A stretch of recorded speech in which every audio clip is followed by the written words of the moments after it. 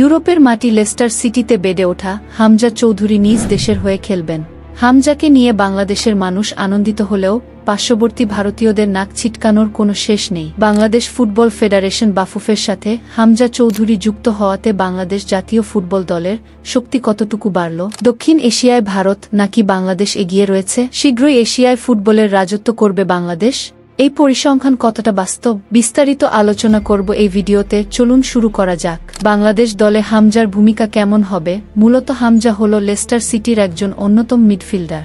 তার কাজ হল মিডফিল্ডে প্রতিপক্ষের চেইন অফ কমান্ড ভাঙ্গা এবং নিজ দলের জন্য মিডফিল্ডে চেইন অফ কমান্ড তৈরি করে গোলবারে বল প্রবেশ করার জন্য উপযুক্ত সুযোগ তৈরি করা। হামজা মূলত বাংলাদেশ দলের মিডফিল্ডকে শক্তিশালী করবেন। সরাসরি অ্যাটাক করার সুযোগ হয়তো তিনি নিবেন না, তবে হামজা একজন ডিফেন্ডার হিসেবে অত্যন্ত কৌশলী। অন্যদিকে হামজা চৌধুরীর অন্তর্ভুক্তির ফলে বাংলাদেশের জাতীয় ফুটবল দলের বাজার মূল্য উল্লেখযোগ্যভাবে বৃদ্ধি পেয়েছে। বর্তমানে দলের মোট মূল্য 8.59 মিলিয়ন ইউরো, যা প্রায় 113 কোটি টাকার সমতুল্য, যা দক্ষিণ এশিয়ায় প্রথম স্থানে রয়েছে। অন্যদিকে ভারতের জাতীয় ফুটবল দলের বাজার মূল্য 5.88 মিলিয়ন ইউরো, যা প্রায় 77.85 কোটি টাকার সমতুল্য, যেখানে ভারত বাংলাদেশে থেকে এক ধাপ পিছিয়ে দ্বিতীয় অবস্থানে রয়েছে।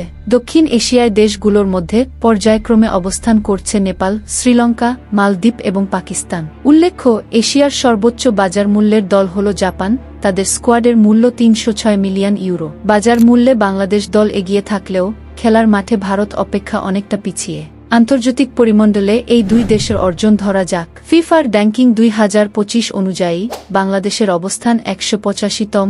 অন্যদিকে ভারত বাংলাদেশে থেকে 80 ধাপ এগিয়ে 105তম অবস্থানে রয়েছে। দক্ষিণ এশিয়ার ফুটবলে ভারত শীর্ষস্থানীয় দলগুলোর একটি। বাংলাদেশ ও ভারতের মধ্যে এখন পর্যন্ত 32টি ম্যাচ অনুষ্ঠিত হয়েছে, যেখানে ভারত জয় পেয়েছে 17টি ম্যাচে আর বাংলাদেশ জয় পেয়েছে 5টিতে। সাফ চ্যাম্পিয়নশিপ শিরোপায় বাংলাদেশ একবার বিজয়ী হয়েছে আর ভারত 9 বার বিজয়ী হয়েছে। এছাড়াও ভারত এশিয়ান কাপ খেলেছে আর বাংলাদেশ এখনও উন্নতির পথে। তবে বাংলাদেশের ফুটবল ফেডারেশনের অধপতনের জন্য রাজনৈতিক অস্থিরতা এবং বিদেশি শক্তির প্রভাবকে দায়ী করছেন অনেক বিশেষজ্ঞ। বিশেষ করে বিগত সরকার ইচ্ছে করেই বাংলাদেশের ফুটবল ফেডারেশনকে দুর্বল করে রেখেছে এমন অভিযোগও রয়েছে। তবে ভারতের সেরা খেলোয়াড় সুনীল ছেত্রী এবং বাংলাদেশের হামজার মধ্যে কে সেরা হতে পারে? সুনীল ছেত্রী ভারতের জাতীয় দলের হয়ে 137টি ম্যাচে 84টি গোল করেছেন, যা তাকে ভারতের সর্বোচ্চ গোলদাতায় পরিণত করেছে। তিনি ভারতের হয়ে 3 বার সাফ চ্যাম্পিয়নশিপ জিতেছেন এবং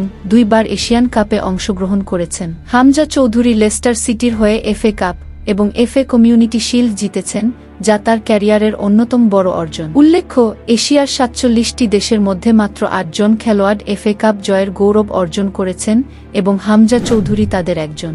বাংলাদেশি বংশোদ্ভূত এই মিডফিল্ডার সম্প্রতি বাংলাদেশ জাতীয় দলে যোগ দিয়েছেন এবং এখনও পর্যন্ত কোনো আন্তর্জাতিক ম্যাচ খেলেননি। বাংলাদেশি বংশোদ্ভূত ব্রিটিশ ফুটবলার হামজা চৌধুরীর বর্তমান বাজার মূল্য 4.5 মিলিয়ন ইউরো, যা প্রায় 52.5 কোটি টাকার সমতুল্য, যা তাকে দক্ষিণ এশিয়ার অন্যতম দামি খেলোয়াড়ে পরিণত করেছে। সুনীল ছেত্রীর বর্তমান বাজার মূল্য 50,000 ইউরো, যা প্রায় 66,27,000 টাকার সমতুল্য। আন্তর্জাতিক বাজার মূল্যে হামজা চৌধুরীর ধারে কাছেও যেতে পারছে না সুনীল ছেত্রী। তবে দেখা যাক ভবিষ্যতে হামজা দেশের জন্য কতটা গৌরব নিয়ে আসতে পারে। বর্তমানে বাংলাদেশ দক্ষিণ এশিয়ায় বেশ শক্তিশালী অবস্থানে রয়েছে। বাংলাদেশের সামনে রয়েছে প্রবল সম্ভাবনাময় ভবিষ্যৎ। ধীরে ধীরে বাংলাদেশি বংশোদ্ভূত সন্তানরা দেশে ফিরে আসবে। হামজার অভিষেকের মাধ্যমে এই যাত্রা শুরু হয়েছে। তাদের মধ্যে রয়েছে পোল্যান্ডের 2nd ডিভিশন ক্লাব জিকেএস জাস্টরজেবির ফরিদ আলী, যুক্তরাষ্ট্রের ডালাসের স্পোর্টিং ইউনাইটেড সকার ক্লাবের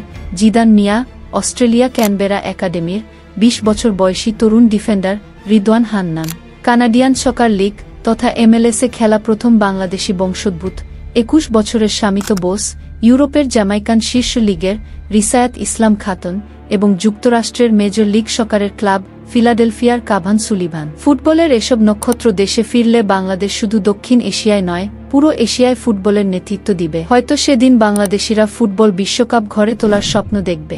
ভিডিওটি পছন্দ হলে সাবস্ক্রাইব করুন এবং বেল আইকনে প্রেস করতে ভুলবেন না।